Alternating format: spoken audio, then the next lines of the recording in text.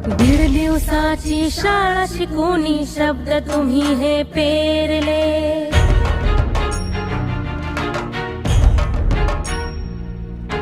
दाही दिशांनी नाव हे तुमचे आभाळावर कोरले।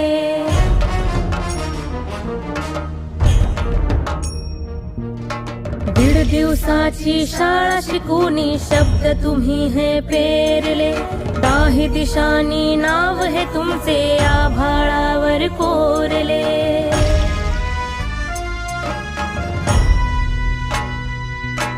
लोकशाहीर साहित्य